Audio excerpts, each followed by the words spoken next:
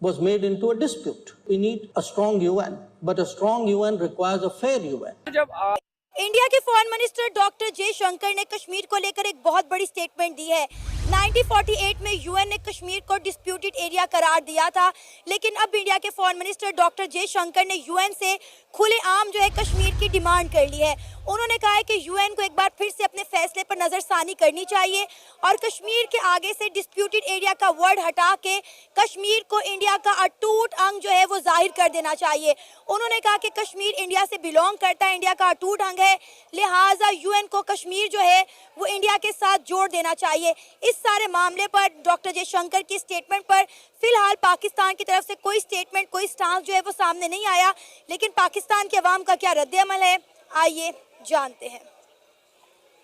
अस्सलाम वालेकुम। वालेकुम अस्सलाम। राना सैफ, कैसे हैं सर आप? मैं ठीक ठाक, आप सुनाएं, आप ठीक हैं? अल्हम्दुलिल्लाह। सर, डॉक्टर जयशंकर जो कि इंडिया के फॉरेन मिनिस्टर हैं, उन्होंने एक बहुत बड़ी स्टेटमेंट दी है। उन्होंने कहा है कि यूएन ने जो कश्मीर को डिस्प्यूटेड एरिया करार दिया था, अब यूएन को चाहिए कि वो इस लफ्ज़ को कश्मीर के आगे से हटा दें और डिक्लेयर कर दें कि कश्मीर जो है वो इंडिया का अटूट अंग है।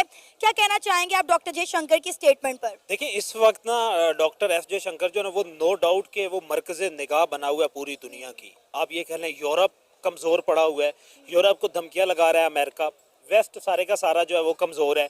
आपके पास खलीजी ममालिक जो हैं वो सारे के सारे ऑलरेडी आप ये कह लें कि अमेरिकन सुप्रीमेसी में आए हुए उसके अंडर है। अब ये मामला जो है ना शुरू होता है 1948 से। 1947 में सेपरेशन हो गई, इंडो पाकिस्तान जो है, पाकिस्तान अलहदा हो गया, इंडिया अलहदा हो गया। उस वक्त ना 563 आज़ाद रियासतें थी जिनका इल्हाक उन रियासतों ने अपनी मर्ज़ी से करना था कि कौन सी रियासत जो है वो किस पाकिस्तान के साथ मिलती है या इंडिया के साथ मिलती है। सिर्फ 13 रियासतें ऐसी रह गई थी, 13 ने पाकिस्तान के साथ इल्हाक किया और बाकी रिमेनिंग जो थी आपके पास ये कह लें कि तकरीबन 549 जो थी उन्होंने इंडिया के साथ, क्योंकि इंडिया कुछ आप ये कह लें कि मैक्सिमम जो थी और वैसे इंडिया के साथ चली गई जो कि हिंदू अक्सरियती इलाका था। जो इलाके थे जो रिमेनिंग थी हैदराबाद, दक्कन, और उस पर इंडिया ने फ़ौज अपनी डाली और फ़ौज से कब्जा कर लिया।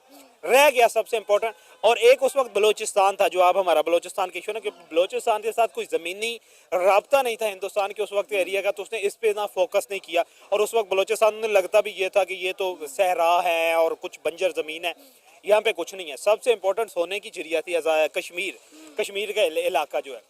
अब कश्मीर का जो महाराजा था वो हिंदू था, और कश्मीर की आप ये कह लें कि उस वक्त 93% पॉपुलेशन जी थी वो मुस्लिम थी।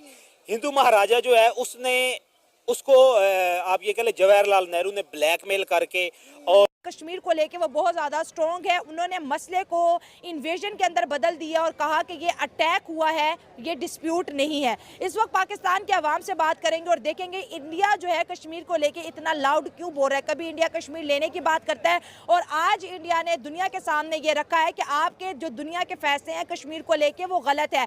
कश्मीर का मसला बायलैटरल नहीं है, कश्मीर का मसला यूनिलैटरल है जो भारत खुद जो है सॉल्व करेगा। लेकिन ये कोई डिस्प्यूट नहीं है, ये इन्वेजन थी जो पाकिस्तान ने की कश्मीर के अंदर। इसी पर आवाम की राय जानेंगे और आपके साथ शेयर करेंगे। कश्मीर को मतलब यही कि बहुत ज़्यादा कोशिशें की जा रही हैं उसको आज़ाद करवाने के लिए। अब आप खुद साहब हम अपनी बुक्स में भी बहुत ज़्यादा पढ़ते हैं उसके बारे में। अब देखें, आप खाली घरों में बैठे रहेंगे तो फिर ऐसे तो नहीं कोई मसला हल होगा ना। अगर आप बाहर निकलेंगे, आप एहतजाज करेंगे, फिर तो कुछ होगा ना। तो इसलिए आप लोग को ज़्यादा कोशिश करनी चाहिए। हमारा एक जन्नत का वो टुकड़ा है, बच्चों के लिए भी हम जाते हैं वहाँ पे सैर करने के लिए, ओरन खेल वगैरह। लेकिन ये कि हमारी हुकूमतों को दिल से कोशिश करनी चाहिए। जैसे अब देखिए उनका वजीर खारजा जयशंकर, उसकी पर्सनैलिटी, उसकी बात करने का लहजा क्या है, और हमारे वजीर, अब हम क्या कह सकते हैं। ठीक है सर, मेरा टॉपिक भी यही था कि डॉक्टर एस जयशंकर ने बोला कि पाकिस्तान ने कश्मीर पर कब्जा किया, वेस्ट ने और यूरोप ने इस कब्जे को जंग का नाम देके हमें एक नई मुसीबत में डाल दिया। आज इंडिया दुनिया को बोलते हैं नई तारीख लिखो जिसमें इंडिया की इंपॉर्टेंस है। इंडिया दुनिया को नया वर्ल्ड ऑर्डर सिखा रहा है। वो यूनाइटेड नेशन को बोल रहे तुम लोग स्ट्रांग नहीं हो, तुम लोगों को स्ट्रांग बनना पड़ेगा। इंडिया यूनाइटेड नेशन में सीट भी चाह रहा है। बस उसकी आपको पता लॉबी शुरू दिन से ही वो लोग कुछ हो रहे हैं, पाकिस्तान के मुखालफ है, कश्मीर के मुखालफ है। अच्छा, उनकी लॉबीज जो है इस्लाम के मुखालफ भी चलती हैं। लेकिन इंशाल्लाह ताला कश्मीर हमारा है और हमारा ही रहेगा। ये जन्नत उनको कभी भी नसीब नहीं हो। नहीं, एक्चुअली ये तो सारी दुनिया को पता है कि किसने कब्जा किया था। अच्छा। और जब 46 में और 47 में जब ये इंडिया पे कब्जा किया है, कोई भी रियासत जो है ना किसी उनकी इंडिया पे किसने कब्जा किया? नहीं, कश्मीर पे अच्छा। इंडिया ने कब्जा किया हुआ के। अच्छा, और वो तो कहते अवाम हैं के राजा साथ- साहब ने हमें दिया था हाँ, कश्मीर। वो अब कहने को क्या होता है, देखें जो पाकिस्तान इंडिया की जो पार्टीशन हुई थी वो अक्सरियती बुनियाद पे हुई थी कि ठीक हो गया। जिन जगहों पे जिसकी अक्सरियत है तो 95% जो ना मुस्लिम आबादी थी कश्मीर उस की। हिसाब से कश्मीर हमारे हाँ, हिस्से ठीक में है। आ रहा था। देखिए फिर- हमारे हिस्से में नहीं आ रहा था, पाकिस्तान ने तो कश्मीरियों को सपोर्ट किया है। डॉक्टर जयशंकर ने अपने एक पावरफुल स्पीच में कहा कि एक इन्वेजन जो पाकिस्तान की तरफ से हुआ था उसे वेस्ट ने एक डिस्प्यूट में तब्दील कर दिया, अटैकर और विक्टिम को बराबर रखकर। और उनका ये भी कहना था कि इसके रिस्पॉन्सिबल पार्टीज आखिर कौन है, यूके, कनाडा, बेल्जियम, ऑस्ट्रेलिया या फिर यूएसए। और उनका ये भी कहना था कि हमें एक स्ट्रॉन्ग यूएन चाहिए, लेकिन स्ट्रॉन्ग यूएन तभी पॉसिबल है जब यूएन फेयर हो।